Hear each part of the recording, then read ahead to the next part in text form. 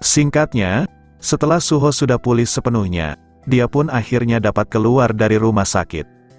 Suho saat ini nampak sedang mengunjungi sebuah tempat, bersama dengan sang leluhur di sisinya. Setelah mencocokkan dengan Google Map, Suho bertanya kalau apakah sang leluhur yakin kalau ini merupakan tempat yang mereka tuju. Tempat ini diketahui merupakan sebuah gerbang yang didatangi oleh para hunter pemula untuk latihan. Atau dengan kata lain, gerbang ini adalah gerbang kelas F. Sang leluhur yang juga ikut kemanapun Suho pergi, kemudian berkata kalau dia sudah sepenuhnya yakin akan tempat ini.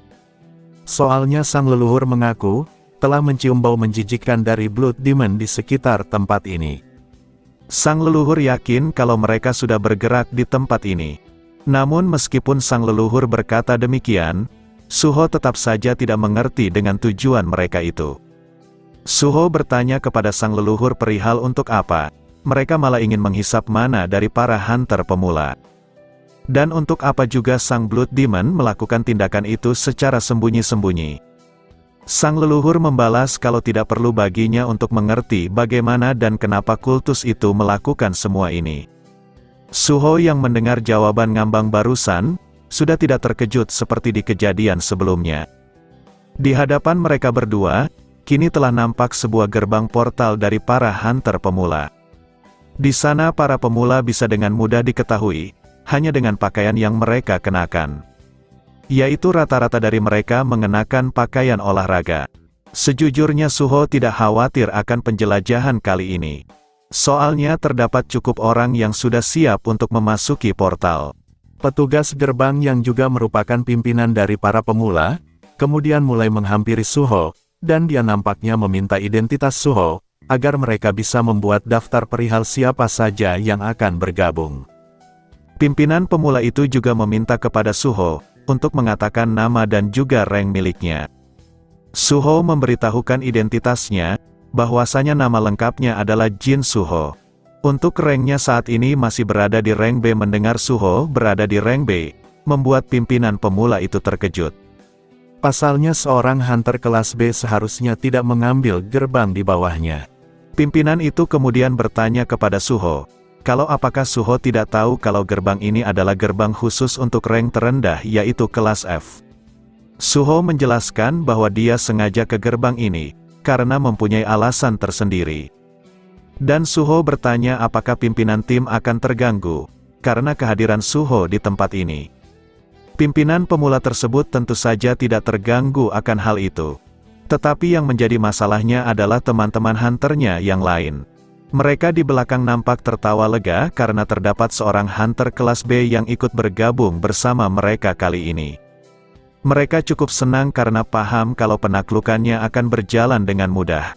Di sana juga terdapat seorang hunter pemula, yang ikut menanyakan perihal mengapa juga ada hunter B yang datang kemari. Melihat rekannya tidak mengenali Suho, pria ini pun kemudian menjelaskan kepada sesama rekan pemulanya itu, bahwasanya orang yang berada di rank B itu dikenal dengan nama Jin Suho. Jin Suho dikabarkan bisa bekerja secara global. Mendengar kalau senior itu bisa bekerja secara global, membuat pemula itu kembali bertanya, kalau apakah yang dia maksud itu adalah Jin Suho yang dari dulu mempunyai cita-cita yang tinggi. Tetapi malah tidak bisa sukses mau seberapa keras dia berusaha. Mendengar rekannya menjawab secara eksplisit, pria itu pun kemudian memintanya untuk segera diam. Karena takutnya suara mereka ini akan didengar langsung oleh Suho. Rekannya meminta maaf dengan nada yang panik. Setelah mengetahui kalau orang itu adalah Suho, rekan pemula itu pun lanjut bertanya lagi. Nah lantas apa yang Suho hendak lakukan sehingga berada di tempat ini? Pria itu menimpali kalau bukankah tujuan Suho sudah jelas. Suho itu pasti ingin melupakan reputasinya yang dulu, dan memilih untuk pamer di depan hunter yang baru. Pria ini sebenarnya juga merasa sangat kesal, karena malah melihat seorang yang seharusnya mempunyai harapan tinggi dari banyak pihak malah berakhir seperti ini. Suho nampak berjalan lurus dan tidak memperdulikan pandangan hunter pemula terhadapnya. Melihat Suho berjalan di hadapannya, rekan pemula itu pun akhirnya mulai paham. Ternyata menjadi seorang hunter sepertinya memang merupakan hal yang sulit. Pria kemudian kembali berkata lagi, jika saja Suho tidak masuk ke dalam akademi dengan nilai tertinggi, maka Suho pasti bisa hidup dengan tenang sebagai hunter kelas B. Tetapi melihat situasinya yang sekarang, si pria mengaku kalau keadaannya sangatlah menyedihkan. Tetapi mau bagaimana lagi, soalnya hidup di dunia itu memang dikenal tidak adil. Contohnya saja seperti roda kehidupan yang dijalani oleh Suho itu. Semuanya nampak saling mengobrol satu sama lainnya. Sementara untuk Suho sendiri, ternyata dia memilih untuk menyendiri di belakang sembari menyender ke tembok. Di sini Suho mulai cerita, kalau dia dulu memang suka memasuki dungeon sesuai dengan kegembiraan di hatinya.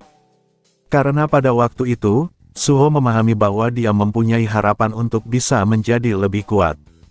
Suho dengan percaya diri yang membara, akhirnya mulai memasuki dungeon di waktu tersebut. Mendengar cerita dari Suho barusan, sang leluhur kemudian menanggapi kalau hal itu konyol sekali. Bisa-bisanya keturunannya malah terjebak di dalam kejayaannya di masa lalu. Suho membalas sembari memperingati sang leluhur, bahwasanya bukankah Suho sudah bilang sebelumnya, untuk jangan sesekali membaca pikirannya tanpa izin. Sang leluhur merespon kalau Suho itu terlihat sangat menyedihkan di matanya. Jadinya dia pun tidak tahan ingin menanggapi. Selain itu, bukankah Suho juga bilang sebelumnya kalau dia ingin menggunakan kekuatan sang leluhur? Tetapi Suho nampaknya masih terjebak di dalam kenangan masa lalunya. Suho nampak tidak membalas apapun setelah sang leluhur berkata seperti itu. Namun sesaat kemudian, seseorang pun mulai menghampiri dan menyapa Suho. Suho melirik orang yang menghampirinya yang ternyata adalah seorang gadis. Suho bertanya kepada gadis itu, perihal apa yang dia inginkan darinya. Gadis itu sepertinya malu-malu untuk menyampaikan tujuannya. Blus merah muda seakan menyelimuti gadis cantik nan imut itu. Sesaat kemudian, gadis itu pun tanpa melirik matanya Suho, kemudian mengajukan sebuah kertas ke arahnya. Gadis itu mencoba mengatakan sambil malu-malu, bahwa dirinya menginginkan tanda tangan dari Suho. Suho yang tidak yakin dimintai tanda tangan, kemudian memastikan lagi kepada gadis itu kalau apakah dirinya yang dimaksud. Gadis itu nampak mengangguk sambil malu-malu. Di antara mereka berdua, terlihat banyak anak-anak yang lain yang sedang memperhatikan hal itu. Mereka mulai menggosip, bahwa orang yang dimaksud adalah pria penyendiri itu. Dialah sang pencetak nilai tertinggi tetapi mempunyai sifat yang malas. Apakah orang itu yang dimaksud adalah Suho, benar-benar tidak mempunyai kerjaan lain? Dan lagi pula, mengapa dia malah ke tempat ini? Apakah dia berniat untuk mengambil tempat di antara para hunter yang baru? Bagi mereka, itu sangatlah memuakkan. Setelah mendengar semua gosip dari hunter-hunter pemula itu, Suho pun berkata kepada gadis itu, kalau rasanya akan tidak baik baginya jikalau mendapatkan tanda tangan dari Suho. Namun meskipun Suho menolak, gadis itu tentunya tidak bermaksud seperti itu. Gadis itu mencoba menjelaskan, kalau tujuannya tidak bermaksud buruk kepada Suho. Mendengar alasan itu, membuat Suho balik bertanya lagi, lantas apa tujuan sang gadis meminta tanda tangannya? Gadis itu akhirnya mulai cerita, bahwasanya dia termasuk salah satu orang yang selamat dari dungeon yang telah Suho selesaikan beberapa waktu lalu. Jadi kalau bukan karena jasanya Suho, maka sang gadis dipastikan akan mati saat itu. Jadi sang gadis bisa selamat hingga sekarang berkat usaha Suho yang mati-matian menyelesaikan dungeon itu.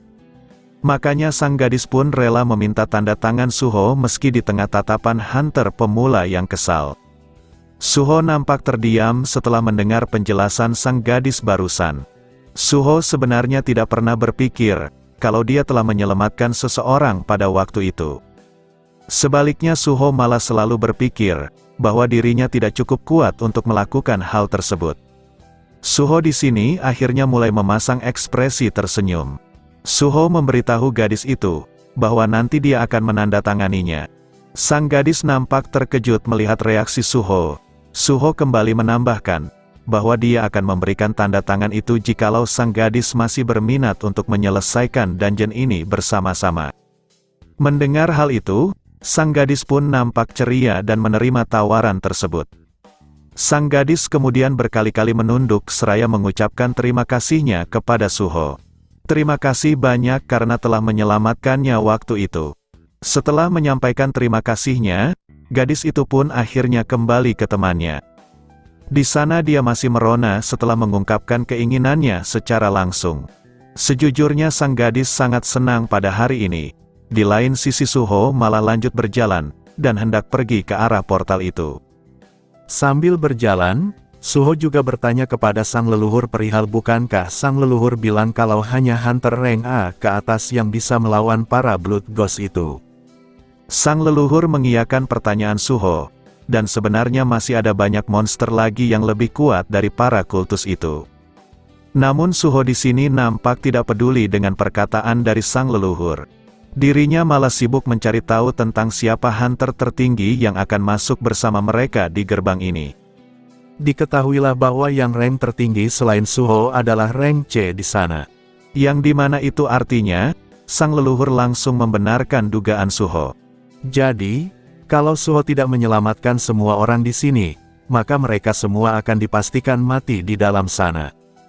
Suho paham bahwa sepertinya, dirinya tidak bisa lengah sedikit pun di hari pertamanya kembali menjelajahi dungeon. Singkatnya, setelah semuanya berkumpul dan membentuk barisan, petugas gerbang pun kemudian memberikan arahan kepada para hunter pemula. Mereka nantinya dapat memasuki dungeon ini setelah berkumpul secara tertib. Petugas gerbang itu kemudian mulai memperkenalkan seorang pria di sebelahnya. Pria ini adalah hunter rank C yang dikenal dengan nama Kang Byung-chul. Jadi mereka semua akan berada di bawah arahan Tuan Byung-chul. Sang petugas gerbang mengaku bahwa agak sulit untuk membuatnya datang kemari. Jadi sang petugas berharap, kalau mereka semua akan mendengarkan apa yang Tuan bicarakan nanti. Mereka juga diharapkan untuk belajar dengan benar darinya. Dan tolong ingat untuk selalu berhati-hati saat sudah berada di dalam dungeon. Mereka menjawab baik secara serentak.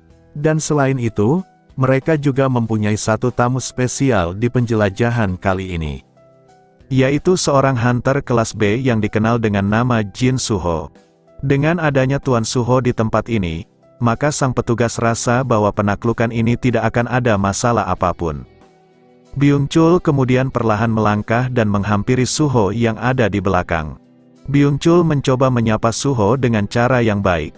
Byung-chul bilang bahwa sebuah kehormatan, sehingga bisa bertemu dengannya di tempat ini.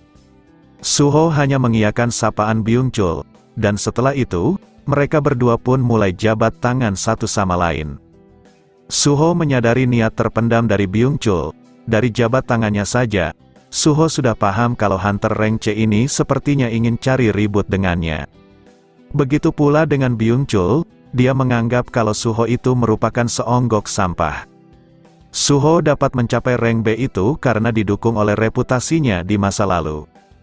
Byung-chul sudah tidak sabar ingin mendapatkan promosinya untuk naik ke rank B. Dengan cara membuktikan kalau Byung-chul akan lebih baik dari Suho dalam penaklukan dungeon kali ini.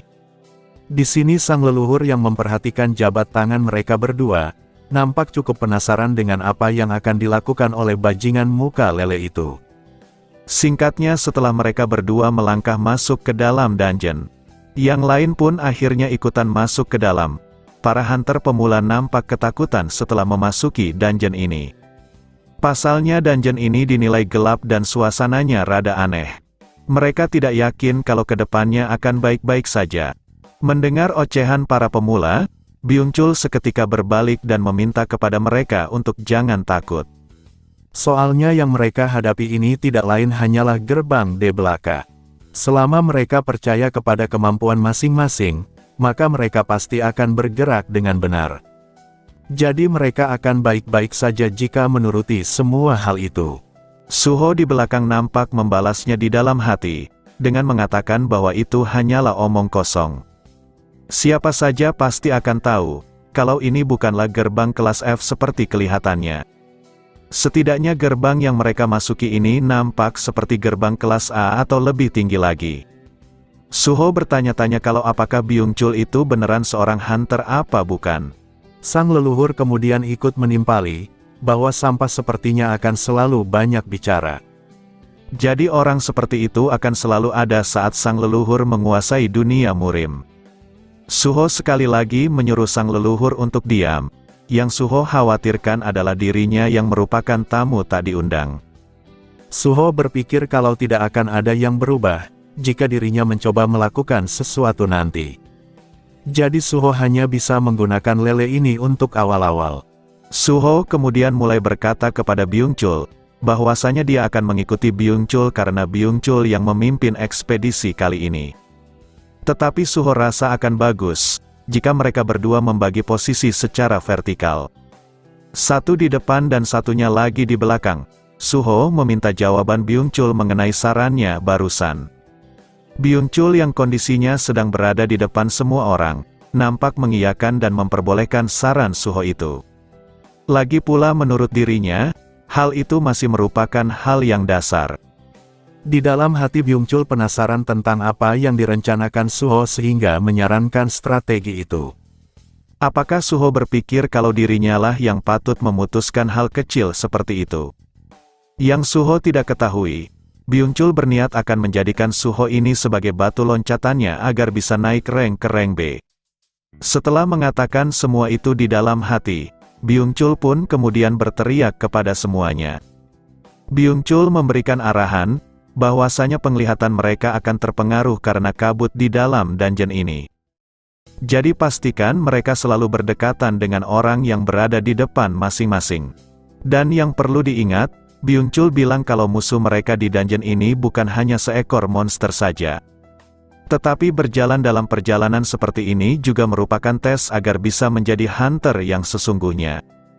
Di sini Suho dan sang leluhur berkata, kalau lele itu sungguh merupakan seorang idiot dengan pikiran yang sederhana. Dan tumben mereka berdua mengatakan hal yang sama. Suho kembali menyuruh sang leluhur untuk kembali diam. Tetapi sang leluhur menolak hal itu. Sang leluhur kemudian bertanya kepada Suho. Apakah Suho di ekspedisi kali ini akan baik-baik saja? Sang leluhur paham kalau Suho pasti sudah sadar tentang sesuatu hal yang disembunyikan di dalam gerbang ini. Suho yang mendengar perkataan sang leluhur, kemudian balik bertanya kalau apakah sang leluhur mengetahui lokasi para kultus itu. Namun sang leluhur malah balik bertanya mengenai mengapa Suho menanyakan hal yang sudah jelas. Suho kembali bertanya di mana mereka, tetapi sang leluhur nampak hanya tersenyum dan perlahan menyipitkan matanya. Sang leluhur bilang, kalau keberadaan mereka tepat di bawah tanah tempat Suho dan yang lainnya berpijak saat ini. Seketika gempa pun terjadi dan sesuatu pun keluar dari dalam tanah. Suho yang melihat keberadaan mereka, sontak menyuruh yang lain untuk secepatnya menjauh. Yang lain kini nampak panik dengan apa yang tiba-tiba saja terjadi. Semuanya mencoba untuk lari dan menyelamatkan diri. Tetapi di saat mereka semua sedang panik, seseorang seketika berteriak saat ditusuk dari belakang. Suho mencoba melihat siapa orang yang meringis barusan. Dan saat Suho melihat siapa orang itu, Suho pun seketika memasang ekspresi pucat. Orang itu kini tidak menapak lagi di tanah. Byung-chul telah mati diserang oleh seseorang yang tidak terduga. Sesaat mereka hanya melihat apa yang terjadi. Sesaat kemudian, sang leluhur pun ikutan terkejut dibuatnya. Sang leluhur bilang bahwa sepertinya, seseorang sudah menjebak mereka dari awal. Orang itu nampak tertawa dengan lantang sembari menusuk Byung-chul di depannya. Orang itu adalah gadis yang meminta tanda tangan Suho sebelumnya. Di sini dia kelihatan tertawa lantang tetapi seakan terpaksa. Dia tertawa sembari berlinang air mata. Gadis itu nampak memohon pertolongan kepada Suho dan yang lain. Suho sesaat terdiam melihat kondisi yang dia hadapi. Kondisi ini merupakan plot twist yang tidak pernah diduga oleh Suho. Oke lah, sekian untuk cerita manhwa kali ini. Jangan lupa untuk meninggalkan jejak di video ini berupa komentar dan juga like-nya, oke?